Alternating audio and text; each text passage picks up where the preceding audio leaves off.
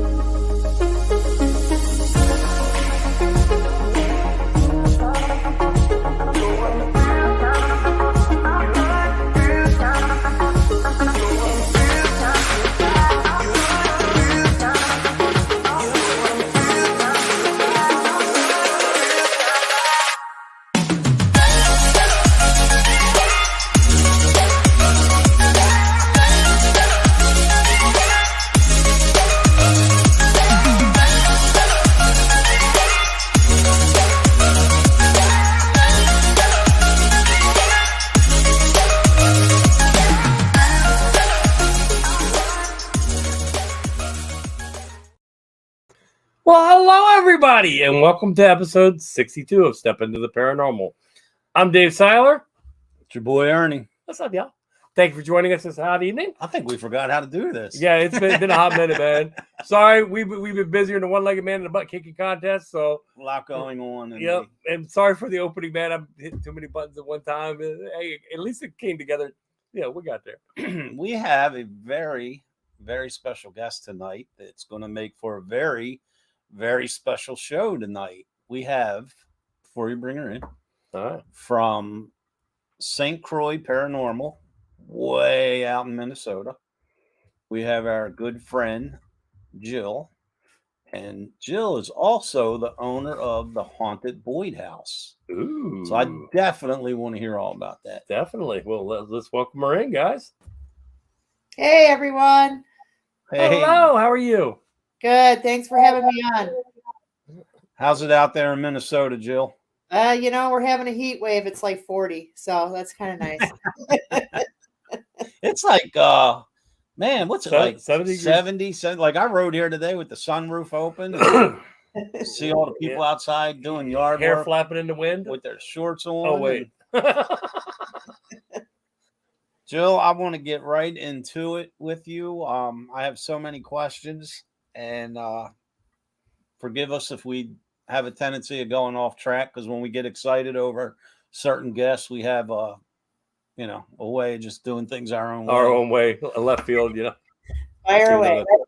Tell us a little bit about St. Croix Paranormal and how it got started and who's involved and all that good stuff, where you guys been and what you do. We actually formed in 2010. I actually started the group with a guy that I used to work with. Well, I still work with him, but he doesn't investigate with us anymore. But him and I kind of started the team. We kind of met through work. We had the common bond of horror films. And then all of a sudden we started talking about ghosts and realized, we both were into that. And he said he had just started just kind of investigating. And so then we just kind of started doing that. And then we were just kind of doing some, private homes, businesses in town. And then we ended up meeting Donna was through actually another person at work. It was actually her sister-in-law. And Donna and I actually, our first meeting, we decided we met at a cemetery and did a little investigation together. So then she ended up joining our team. And then Teresa was brought in through one of the guys I work with, Steve, who's on the team. And then Alex just contacted us from just seeing if we were looking for anybody. And he ended up, we clicked with him really good. And so those are our main team members that we continue to have. As I mentioned earlier, we've had some come and go, but these are the main core. So, yeah, through like we were saying off air, through experience. When Dave and I were with our original team, I like to keep the group small. Yeah, keep it a lot more intimate. Yeah, exactly what I was going to say. And you come up with a lot better evidence because there's no contamination. Yeah. Well, what is St. Croix? What is that? Is that area where you live? What does that mean? Well, it's actually we live in the St. Croix, or at the time we all lived in the St. Croix Valley. It's also the county, and then the St. Croix River runs right through there. So we're kind of based out of Stillwater, Minnesota. So the river has a lot of ties with that. So we just thought that would be a really cool name to have for the team. Unfortunately, and some people can't pronounce it correctly, so maybe we should have thought of something a little better. But yeah, that's what makes it special. Yeah, absolutely. Yeah. But yeah, no, I love the team, and we're just like one big family more than just teammates and stuff. Yeah, that's important. It's like any other. It's like any other relationship. You know what I mean? You you have to have that trust and that love and that respect. Yeah. But on the same token, it's kind of all like, Paranormal Inc. for Dave and I is just Dave and I, and then we have our cameraman John. But a lot of times, Dave and I's relationship is like a failing marriage. There's wonderful jokes there. I'm just once in a while we have to kick each other's ass a little bit to keep us on board. We come into the same point from two different perspectives and always bump into each other in the middle. So. But if you don't, this is the way I look at it, Jill. If say you have your team and you're doing your thing, and I'm sure you guys do it well. I've heard great things about you. But if you sit and agree on everything just to agree on it, you're not going to accomplish nothing, and you're not going to learn each other. No. And that's why I joke and I always say like a marriage, because, in any relationship, you have to sometimes, I don't mean physical, but you have to fight it out. Mm-hmm. And that's why you learn each other and know each other's boundaries and what you stand for. And, absolutely. But it's important that people only see the good times. And right? Stop sticking your tongue in my ear. We'll be all right. Tell us a little bit about some of your most memorable moments or investigations or some cool things that may have happened. Oh gosh, we have so many. Like each place we've gone through all the years, almost every place has something. But I think like our first one that we went to, that wasn't just like a private home, was the Villisca Axe murder house. Yes, we've been there. We we picked the Big Mac Daddy, to go to on our first one. So our friend Johnny runs that, and when we were up there for the Paranormal Relief Project with Josh over at the Malvern, and Johnny opened up the Villisca house for us, and that was a whole experience in itself. I'm sorry. Go ahead, Jill.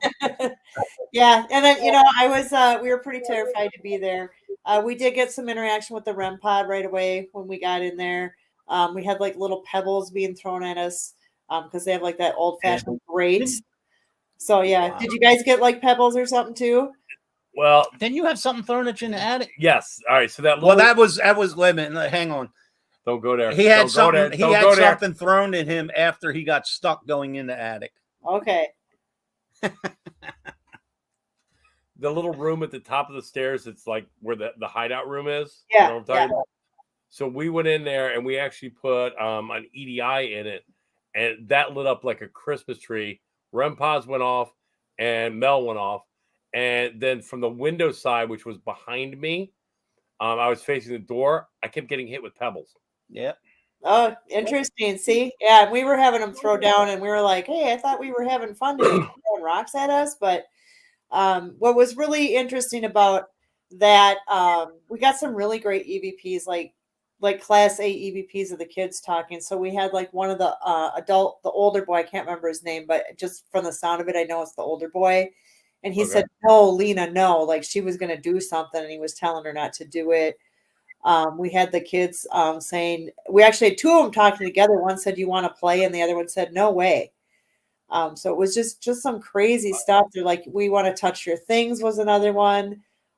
We answered when we walked in. We said, "Is anybody here?" And we got a class A EVP that said, "We're right here."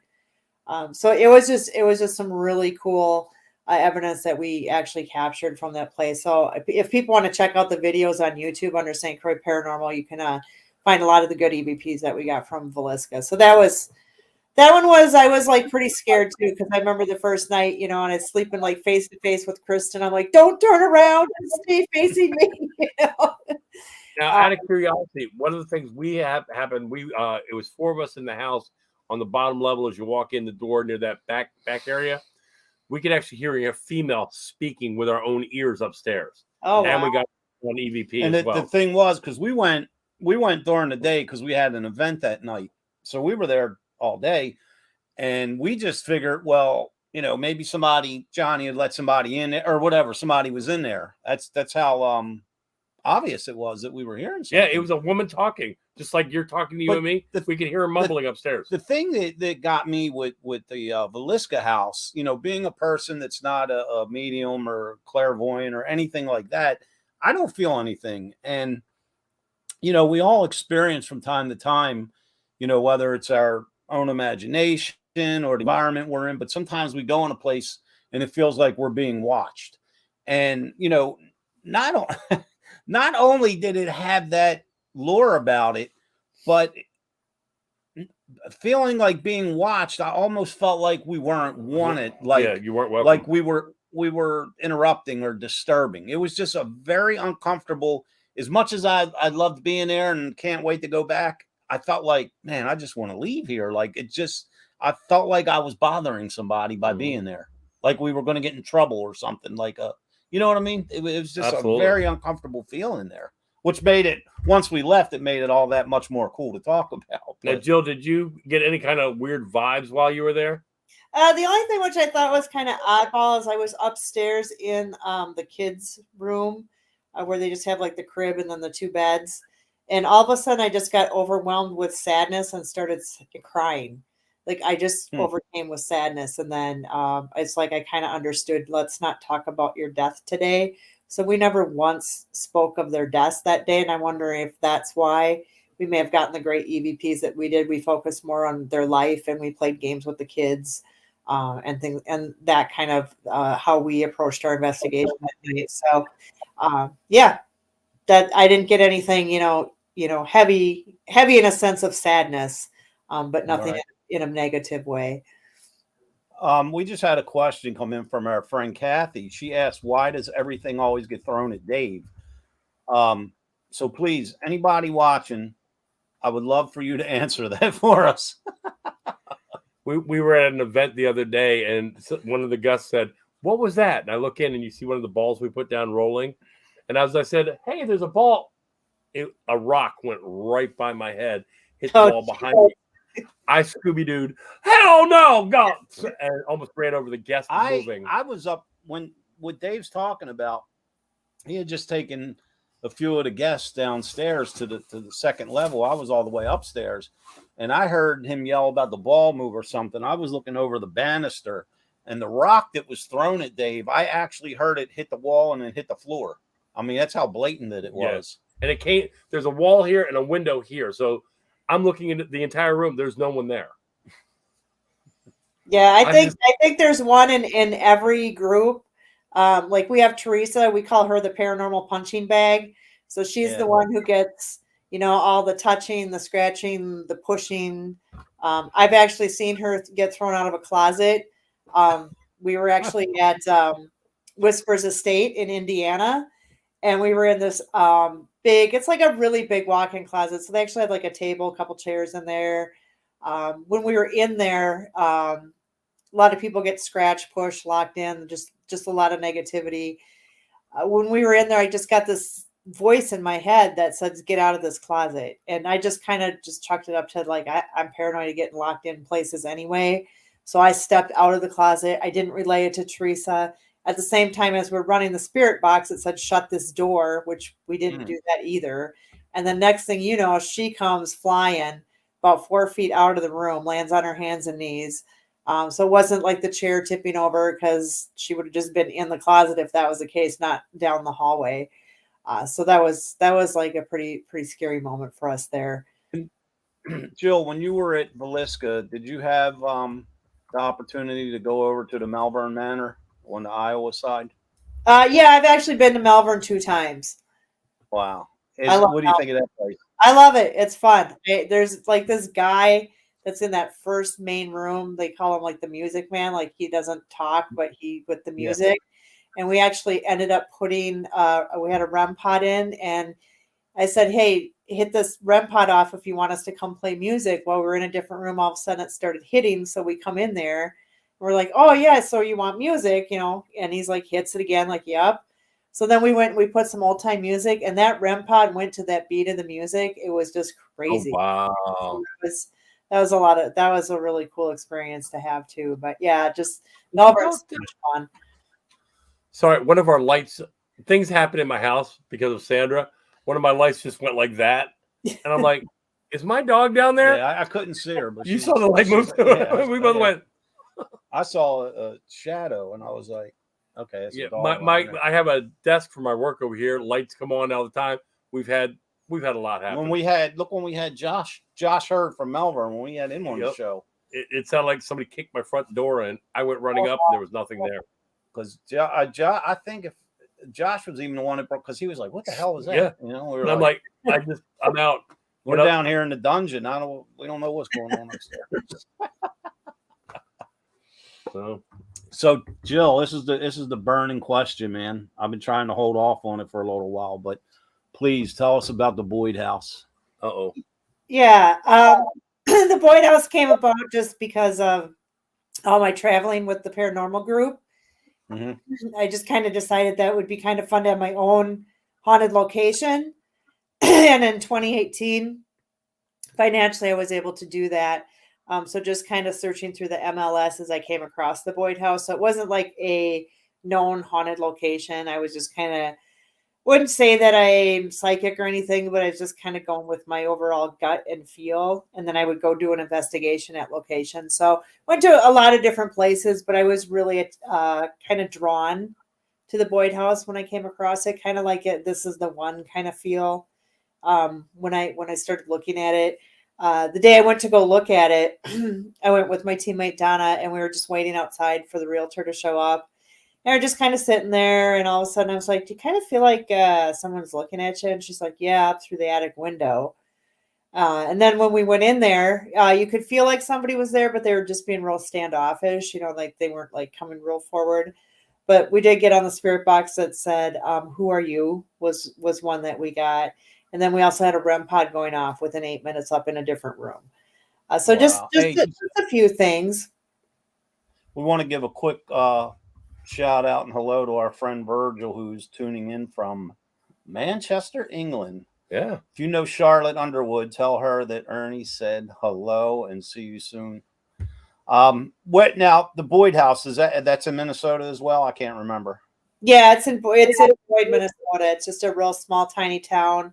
It's about 145 miles southwest of the Twin Cities. Wow. So you don't live in it? Nope, I don't live in it. I just allow others to come in for paranormal overnight investigations. And then when I'm there, I do investigation as well. We already having a conversation about that right now. we just had that conversation. We're speaking telepathically here. We've been doing this way too long. As soon as you said, "You open for," we were both like, Minnesota. Minnesota, by flight about an hour and a half. By driving, about 6 hours or so. All right. Either way, the way I drive or the way you drive. Either way, we'll see you around midnight. Yeah. No, I'm joking. Wow. What's the history on the place, Jill? Well, our deed actually goes back to 1889 when the land was actually owned by the St. Louis Railroad. So then when the railroad came in, eventually they had a man just kind of divide the lots. We've had a couple families that had lived there, nothing major, lived there, moved on, nothing tragic that I could find. So the main family I actually have in there is like 1912, and that would be Fred and Minnie Eckhart. So they moved in there with their children. They both passed away in the home, as well as two of their children passed away. One choked to death when he was, I believe, 3 or 4 years old. So he passed away. And then we also have a lady in the 70s who passed away. Everybody's just been like, elderly, stroke, heart attack that we know of. But we do have just a lot of other spirits that come through. And I think just with the town history, back then it was, our house is located right on where the edge of town was back in the day. The livery stable was across the street. They had all kinds of, it was a booming Wild West town. They had the whole cowboys all tied up, the stagecoach wagons, everything. And it also butted up against the Sioux Dakota reservation line. So I'm sure there's just a lot of history for that as well. So I think we just doing what we do, the railroad running through, just a lot of energy is why I think we get a lot more other spirits that come through. But yeah, we have about 6 spirits that are the main ones that focus all the time when we are there. Now, before you purchased it, I'm all tongue tied today, man.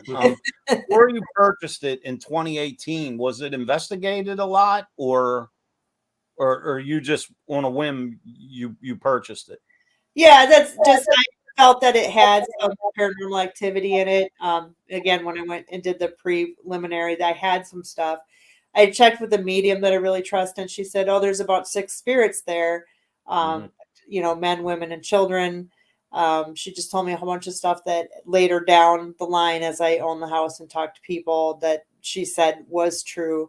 But I also reached out to the original owners because they were there for like 30 years. So I thought, well, surely they must, have something. They were real hesitant to talk about it because they were, I wouldn't say elderly, but older couple. And, back then, that age group, they really don't want to talk about it. But she said this house was always kind of funny. She had that feeling. She said that she would hear old time music. We did talk to some of the kids that grew up there, and they had quite a lot of experiences. They saw a man in there quite often. If their friends stayed over, they would get their blankets pulled on, their feet touched. One guy had his shoulder tapped on when he was sleeping on the couch. So there was history going back. Nobody ever did like full investigations, but there was always some kind of history. So, and I find that your location with the way you're describing it, and how it was pretty much untouched until you took over. I love that story because in my upcoming next book, I wrote a whole section on my theories on hauntings and why, and like to relate it to the Boyd house, I kind of went in depth about how the spirit realm is everywhere. Just because, you walk in a place and it's not active at the time, like it doesn't mean anything because it's around us all the time. A good example is years ago when I was at the Haldeman Mansion with Brian Cano, and somebody was saying something, and we were getting ready to go to the family cemetery or something like that.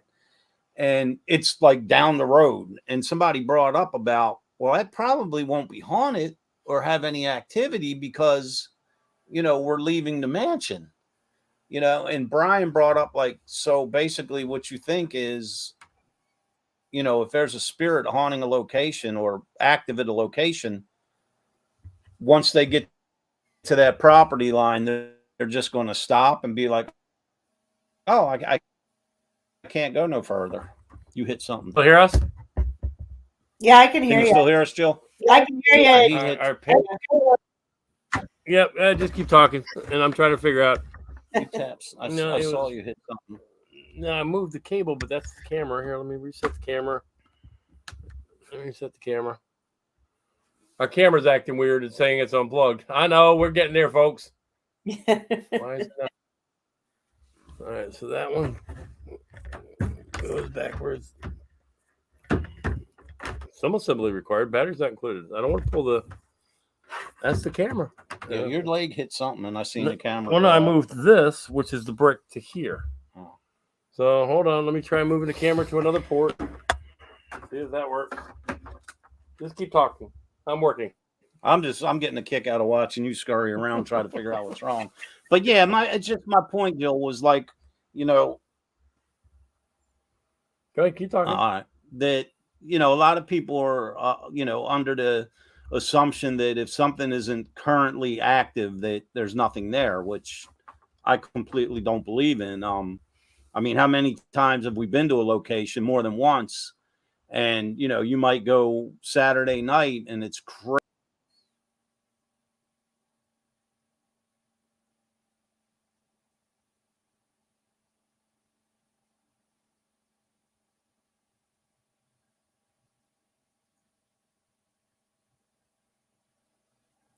Yeah, so I guess they lost on there. Hopefully they'll get back up on there. So let's see, I can just think of some stories to tell you about the Boyd House and some experiences we've had there.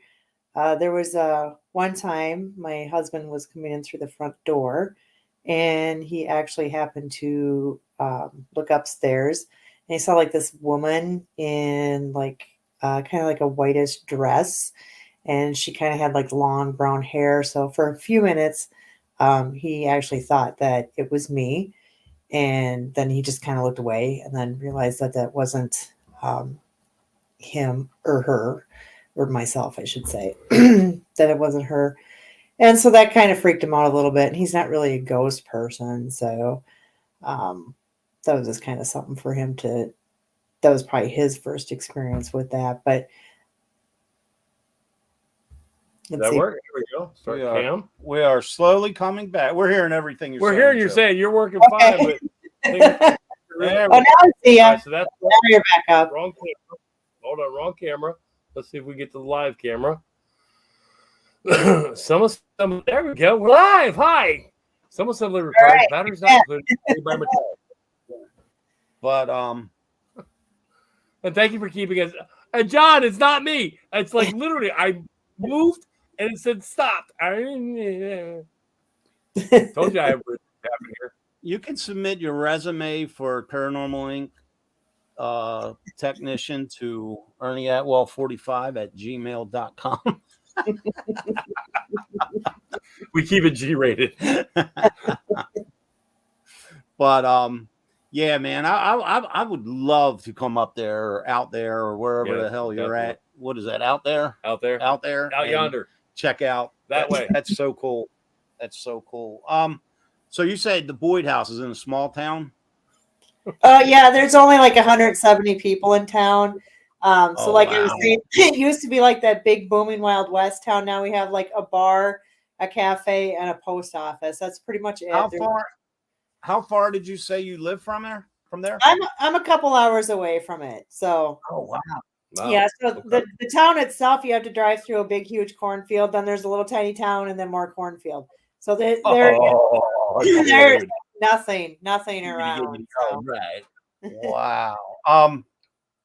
Man, that's how often do you go there? Oh, I try to get there at least once a month because I got to maintain it, check on it. Yeah. That kind of stuff, clean it. So. Wow. So, what year was it built? 1912 is when the house was built. Damn. Wow.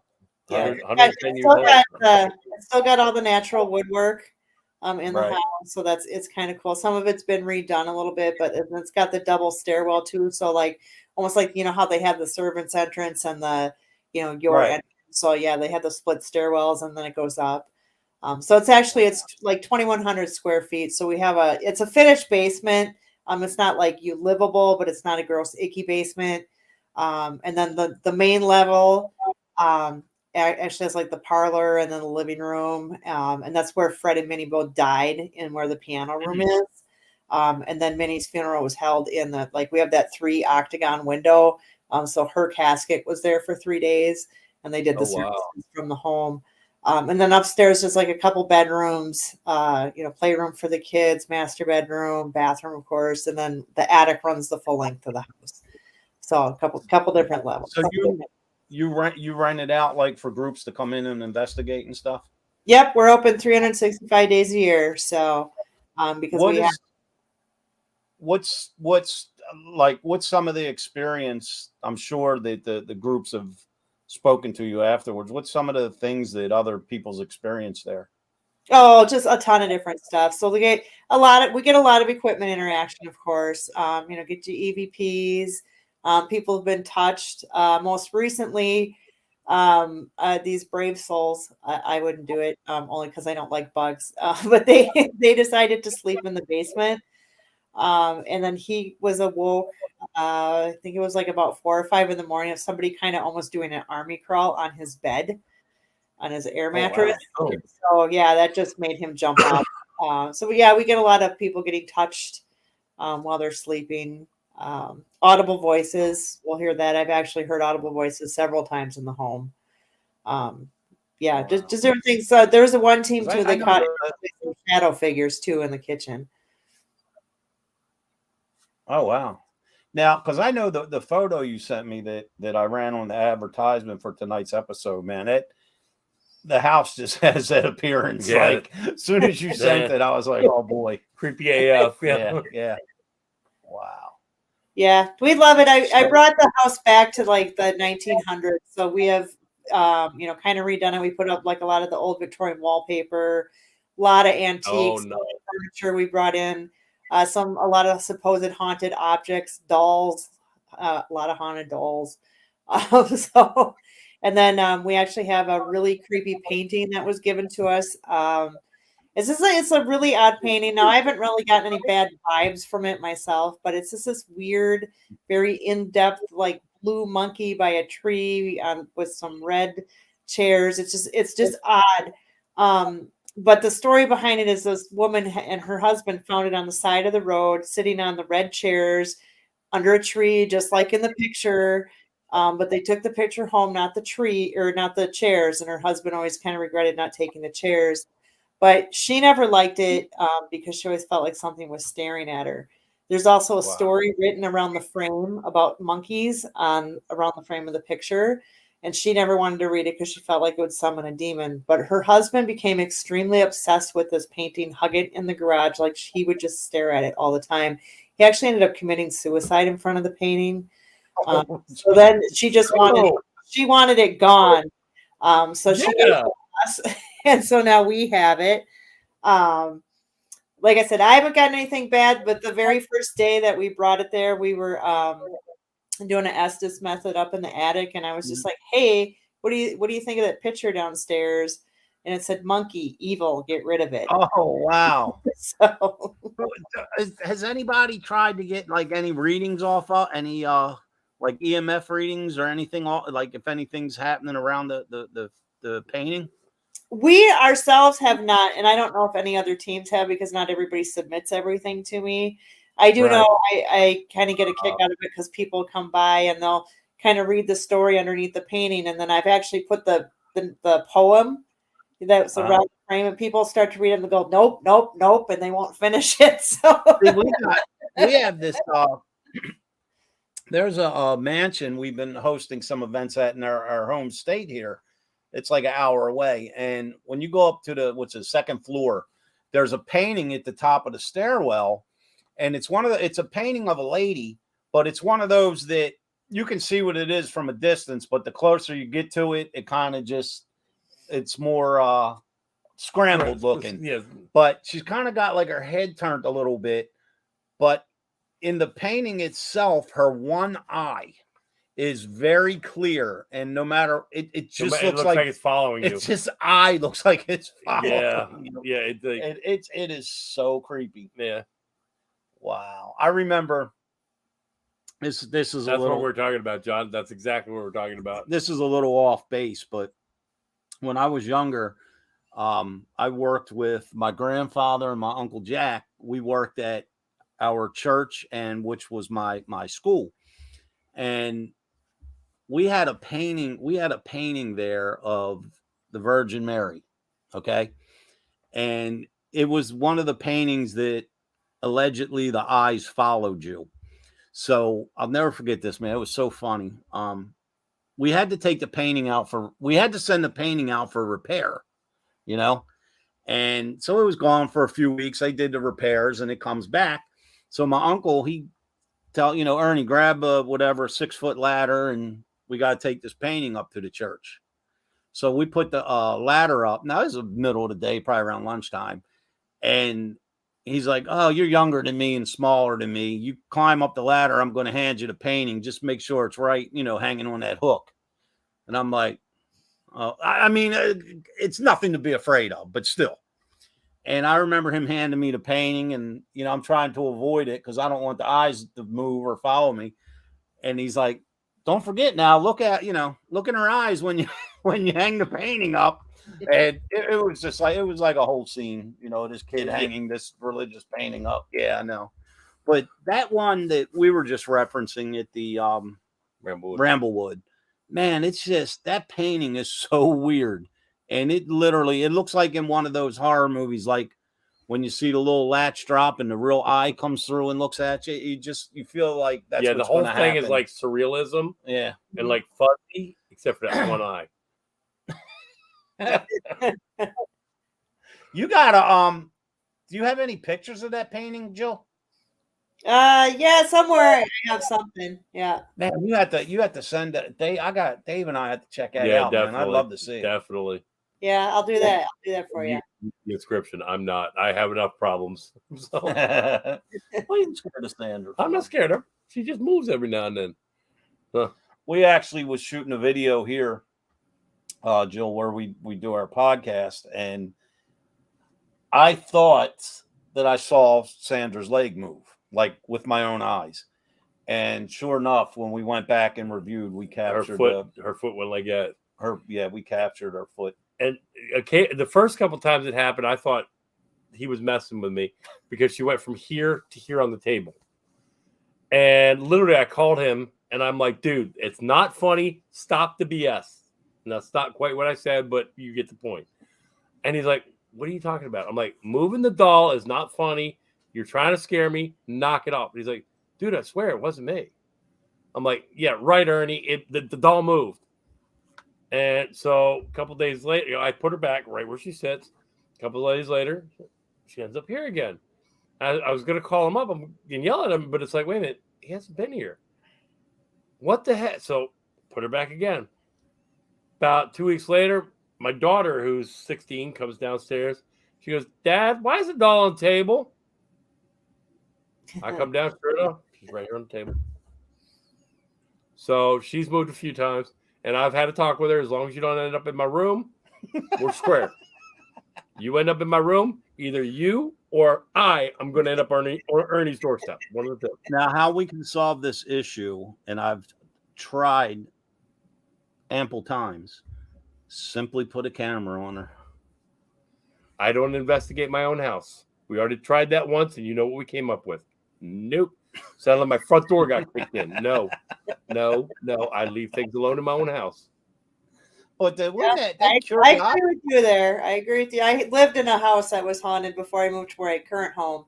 And it's like, I just, nope, I wanted nothing. I didn't want to know. Like, if I could feel them, I just, yeah. I'm sitting on my couch watching TV, minding my own damn business. My boss calls me, so I pick up the call, talk to him. Stop everything, all the time to type. And all of a sudden I hear a child giggling downstairs. I'm like, did I hear what I just heard?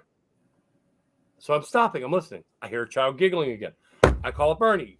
Dude, you're not going to believe this. I'm hearing a kid giggling. And as I'm talking to him, he hears it. Yeah, I heard it. I heard it in the background. And he's like, are you doing something? I'm like, no. Jill, the funniest thing, talking about Dave's house real quick. Dave was home and I was a special guest with New Jersey Paranormal at Fort Mifflin. So a friend of mine and I are walking across the field and I was like, hey, I'm going to video call Dave and rub it in his face, that I'm here and that he's home. So I get him on video, and Dave answers the video call, and he's standing in his kitchen like this, holding his phone, and he's making a coffee. So Michelle and I hear what sounds like a girl or a lady talking. So we're like, Dave, who's there with you? You know, and he's like, nobody. He's like, I don't have my. I start walking around. Yeah, he's like, I don't have my daughter till next weekend. Yeah, nobody's here with me, and I'm talking like this. He goes around the whole house and shows me every room that no one's there. Well, he goes back to his original spot in the kitchen, like holding his phone, finishing up making his coffee, and the cabinet doors behind him are open, and he didn't realize it. And I was like, hey, man, slowly turn around and take a look. I don't investigate my own house. Wow. What do you guys have anything on the books up and coming, Jill? Yeah, we're gonna do the Rock Island YMCA this year. Then we're also gonna do the Old Mets Mortuary, and then there's a new like Airbnb Victorian house that opened up recently. So those are just the 3 trips. We got a lot of life changes with the group right now, so we're kind of just a little laid back, a little bit more, just kind of hitting the conference circuit, I guess I should say, for the Boyd House, just kind of promoting that. Right. You're doing a mortuary? Yeah, that's in Nebraska. Wow. We've never done a mortuary. I'm not dying to do that. That ought to be interesting, though. Hell no. You and I have both been in a mortuary in our line of business. Yeah. No. Those places are creepy AF. Nope. People are just dying to get in there, though. Leave the jokes to me. Wow. Mortuary. I would not. Nope. You're on your own on that one, brother. I will not do a mortuary. Sorry. Why? Too much death goes through there. Too much. So what the hell do you think the afterlife and paranormal is? No. That's like saying, I want to go gamble, but I'm not going to Las Vegas. But I'll use your money. That's the mecca. I'll use your money. Fair enough. See, I'll go on that ghost hunt. I'm going to use him. Man, I want to. Man, we got to get out there, man. Yeah, I would love to go to her. I'd love to do the Boyd's house. All seriousness, yeah. Yeah, that just the setting you gave us is just intriguing enough. You know what I mean? Yeah. I mean, just the setup and the way that picture looks. Yeah. Yeah. But feel free, Jill. I mean, our Paranormal Inc. page on Facebook. I mean, that's what it's for. Post anything you like. Promote anything you like. Yeah. Tell people here on the video, because you're streaming into about 12 different places. Tell people how to find you, how to get to your stuff. Yeah, the easiest way is our website, which is boydhouse217.com.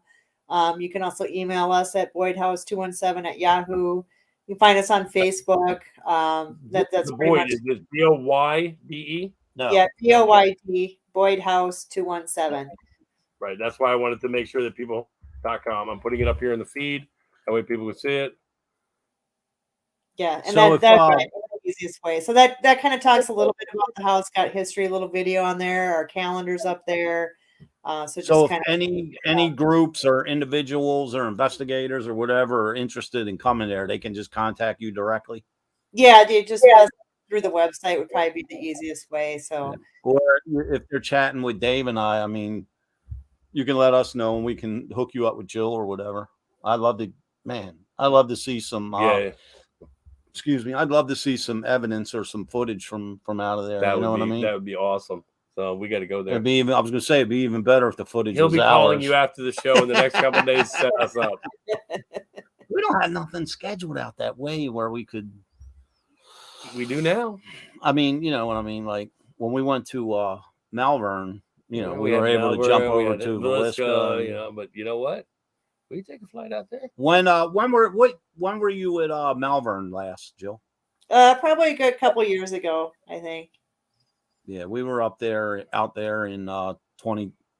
May 1st, 2021. Yeah, last time I was there, I got the yell scared out of me, and I actually almost stepped on Josh Hurd and Richard Estep on the way out. He turned me into Aaron. He's like, Dave, go down that dark, creepy hallway and knock on that door. What am I doing? Okay. So I'm literally feeling down, missed opening 1, feeling down, missed opening 2. And as I'm going to the third door, because it was dark as all get out, apparently there was a toy or something in the thing. What happened was something pushed me like away from the wall, and I tripped over this toy. He actually has it on IR camera, me getting pushed from the back. But when the toy went off, it scared the ever-loving Jesus out of me. I'm like, ah! I look like Shaggy running down. Scooby-Doo, where are you? Well, the thing was, we were hosting an event there, and we had a group, and we were filming down the Shadow Man hallway, and we had everybody behind us, and we're trying to call this spirit out, but we're not really getting too much. So I told Dave, I said, I got an idea. I'm like, go knock on that door. If you want somebody to come out, what's the easiest way? You go knock on the door and ask them to come out. So go on down and knock on the door and ask them to come out. It was dark in there, though. It was dark. That's probably, I mean, we've been all over the place. Yeah. And that is one of the darkest places. I didn't have a light on me. They're on IR. I can't see bubkiss. I'm literally feeling a wall getting to that doorway. And when I got pushed, and then all of a sudden I come over that toy that made lights and noises, I literally jumped out of my skin. The thing was, it was so dark, we couldn't see you except through the viewfinder. Yep. And I watched the whole thing unfold on camera, and then all you see is just this big, 6'7" shadow getting closer, and it's Dave running by me. And Josh is like, "Are you all right?" Yup. Oh my goodness gracious. Wow, man. Any other questions you have for Mr. Good. Well, you're going to get together with him and set up on a thingy, and we'll do the thingy with the thingy. Let me two quick questions, Jill, before we let you go and do a couple announcements. And we got to run that commercial again. Yeah, answer in any order. But number one, what got you into investigating? And also, I know this is a very vague question, but what is one of your most memorable experiences? Memorable moments. Well, I've always just been fascinated by the paranormal since I was real little. I guess probably my first experience would be at my grandmother's house. She always had a room that none of us kids liked. It was always kind of cold, uninviting. I always felt like somebody's watching from the closet. Wow. One particular night when I was sleeping there, my parents were just in the other room. I woke in the middle of the night. My back was towards the door, but I woke up and I heard like footsteps coming out of that room, stop in front of my door, and you almost felt like somebody was staring right through you, and it like totally freaked me out. But when I'm like, I don't know, maybe 7, 8 years old, I'm terrified. I am not looking. So it's like, then you just kind of heard it. You kind of heard it sigh, turn around, walk the other way. That was the end of that. Knew it was my parents. It wasn't my parents because they were snoring in the next room. But I mentioned it to my grandma, and she just like nonchalant was like, "Oh my gosh, I was just a ghost." I was like, "Whoa, grandma doesn't care." She's just like, "Doesn't matter." So then I was kind of fascinated from that point. Just had to learn more about the different things about spirits, and then that just kind of fueled my passion, I guess, to kind of put me where I'm at now. Right. What is your most memorable moment? There's a few of them, but I think the one that really got me was over at with Laura in the mansion. We're investigating with a group. We were radio show prizes, and for a real real investigation with Ernie and Dave. Okay, great. We have 4 people that brought 4 friends, a couple producers, and a radio DJs. And we're all standing in this room, and I'm in a doorway, and there's a young lady to my right. Her name's Anna. She became a good friend, but behind me, you'd hear Christina. Yeah, yep. And then you'd hear like something, pebbles drop, and then you'd hear tapping.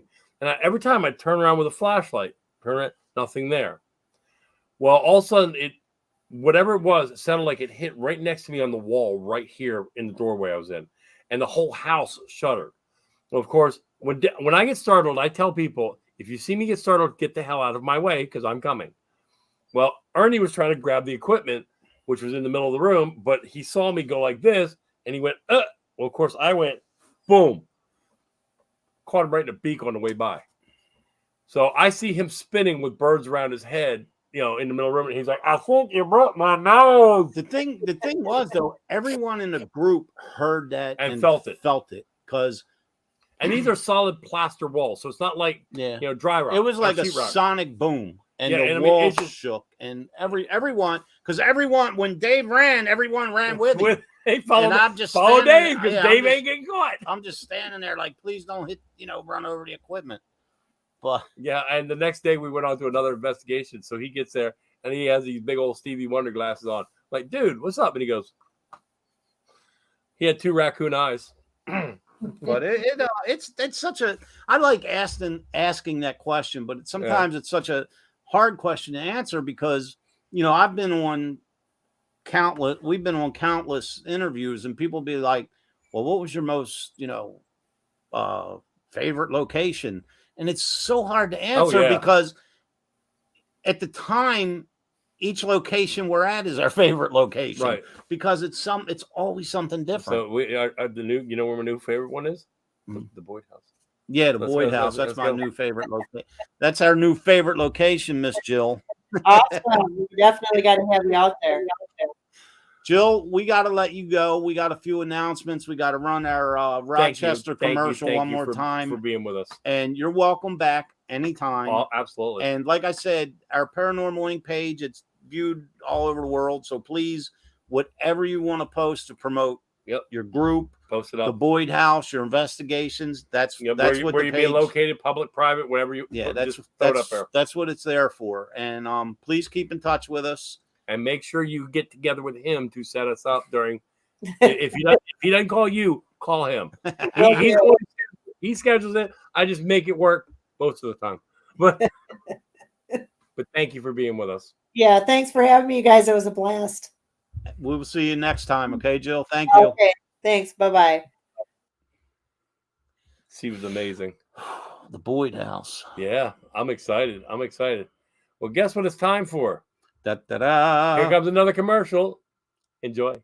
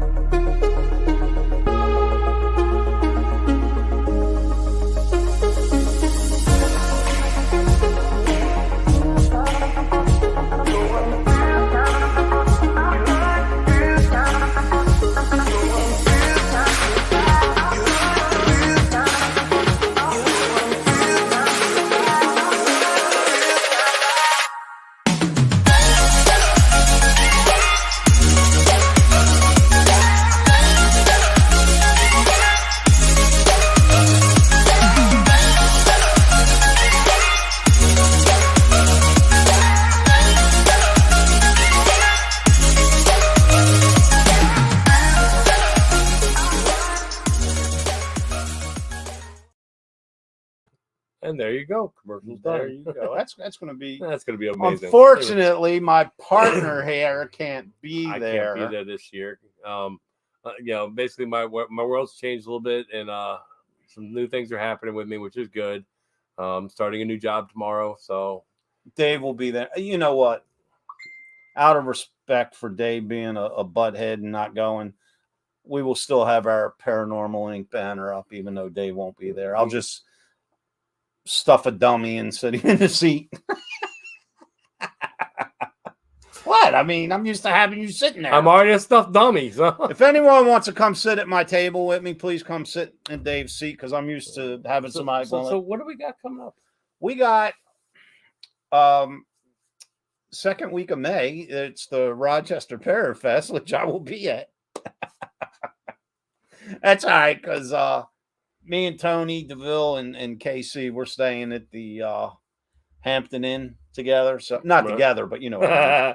Well, so I'll be spending a lot of time with our brother Tony DeVille from DeVille Inc. Yeah, tell him I miss him and I need more ink. So. What do we got at June? We have the Paranormal Paravation in Strasbourg. Remember that one? That was a lot of fun. That was a lot of fun. What? That's John. Where? Maybe an inflatable doll. Nah, that'll be in my room. No, so we got Rochester in May, Paravation in June, the Bash, the granddaddy of them all, the 2023 Gettysburg Battlefield Bash in July, and we're not telling about the Warren's Paracon yet. Warren's Paracon in October. So we just, as they come along, we get them out there. And then, of course, we have our events that we host in between. We have a few private ones coming up. The group we had at Sam Miller, we will be hosting at Ramblewood. And that's also in October. Yep. Because only thing with Ramblewood, they only host paranormal events once the camping season shuts down. So, well, we should talk to that group about doing sponsorship with us too. Yeah, and we have a private event with Sam Miller in May. Yep, the week before. It's cool. It's the week after Rochester and the week before my birthday. I will be 29 again for about the fourth time. So, guys, thank you very much. Lots of love. We will see you in 2 weeks. The same bat time, same bat channel. Absolutely. Don't forget to keep posting those events and evidence and photos and all that good stuff on the Paranormal Inc. page. And a big thank you to Ted Van Son for the organization of the upcoming Rochester Parafest. A lot of work to get there. So, yes. Which I will be at solo this year because Butthead here has to work. Love you guys. Thanks again. See you in 2 weeks, guys. Thank you, Jill. Thanks, Jill. You've been listening to Step into the Paranormal with Ernie Atwell and David Seiler. Thank you for listening, and listen in next week for another topic and more great guests right here on WLFE DB Radio Network.